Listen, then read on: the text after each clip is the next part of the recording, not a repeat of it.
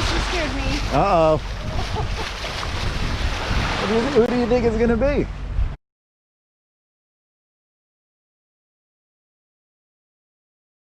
After leaving St. Augustine, Florida, we headed to Georgia and stopped in St. Mary's for a few days.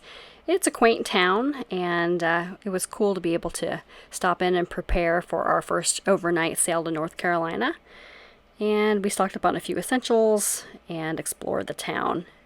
And on a walk to the farmer's market one Saturday morning, we ran across a historic house that Aaron Burr ran to after shooting Alexander Hamilton. Check it out. Right in this house, Aaron Burr fled after his duel with Alexander Hamilton.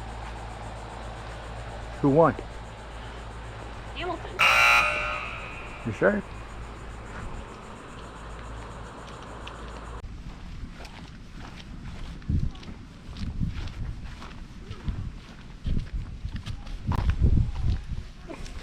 Look at the Austin Powers.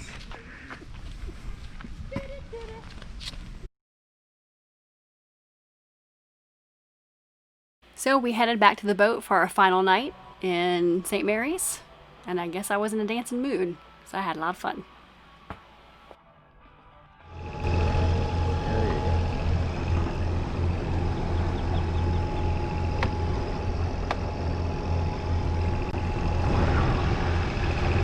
Oh, say goodbye. Bye, St. Mary's. It was a nice little town. We had fun. It was nice. So we're heading out. Oh, look at these crab traps. They're half buried. On outgoing tide for our longest sail yet. We're gonna sail all night, all day, and then all night is the plan. So should be fun and exciting. What do you think, honey? You ready? I'm excited. Yeah, 4 hours on, 4 hours off. Here we go. Look at this, 2 knots of outgoing tide.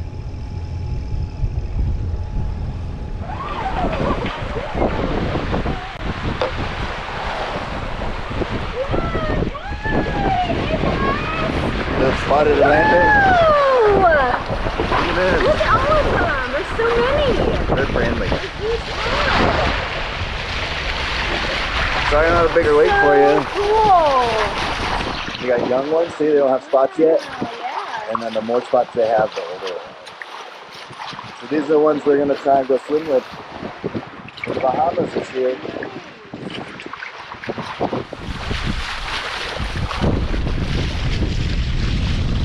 The little one. Wow. And the old one. Look at that huge one. That's a big guy. Yay! Yay! That's it. They're peeling off.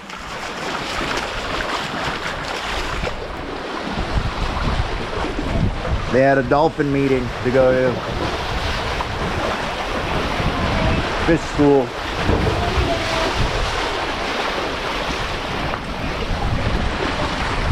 Well, that was nice. Oh, we sailed all night with a single reef main, which made it going slow, but fairly relaxed for especially Julia's. Hey, they're still here. Julia's first time. They're back. Sailing at night. And now we got the African dusk morning with just giant pod of Spotted Atlantic Dolphins, the friendly ones.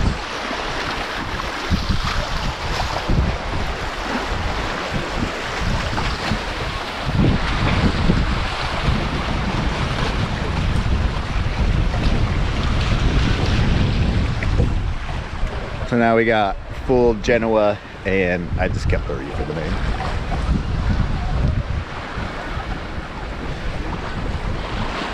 Heading, we're up the coast of North Carolina now.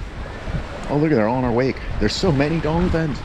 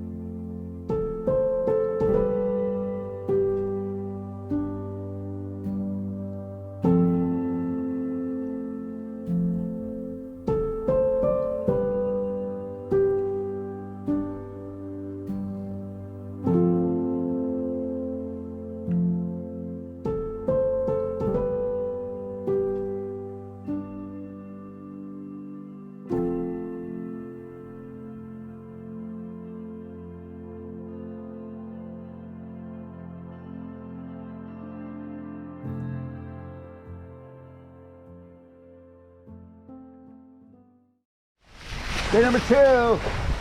Yeah. 2 nights and 2 days. I'm going to Cape Fear because we're both pretty tired. And we're trying to get a marina. We don't have any cellular reception. And it might be a little too far for the radio, but I'm going to keep trying. Bald Head Island Marina is the first choice. It's on Bald Head Island. See? Yeah, 3 more hours. Always 3 hours. So I gotta make this tide, so we got full sails in like 15 knots of wind on the beam, so it's going pretty fast, and I have the engine running, so we're motor sailing at like 8-9 knots. I gotta make a tide. The current runs at almost 3 knots, so I don't want to deal with that. And the harbor I'm picking is like right off the channel, so you'd have to come in like, oh, I don't want to do that either. So we're just gonna try and haul the butt and get there right at tide change. That's the hope. Hopefully the engine. We made it in with time to spare. The tide was actually still coming in, but Bald Head Island Marina is right off the super busy Cape Fear channel. We got container ships. It was weekend, 4th of July. It was a little crowded, so we had to wait for the outgoing vessels to come out of the harbor. It's pretty narrow, 1 boat at a time, so we can make our way in. We stopped, fueled up. They were able to accommodate us for 1 night. It was like $2 a foot, $84 for the night, and we got some well-needed sleep. Next day, we went down to South Harbor Village Marina. We stayed for another night. I conducted fuel filter changes, and we got a nice dinner.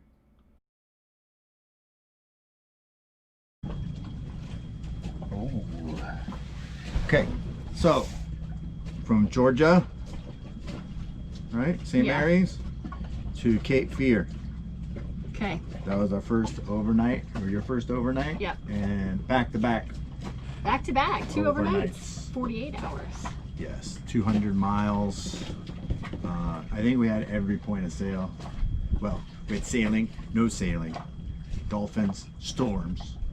It was a long trip. It was a long trip. Dolphins was my favorite part. So lesson learned. Number 1. Number 1 lesson learned is have a schedule and stick with it. And you did really good at that. I wasn't even looking at the time.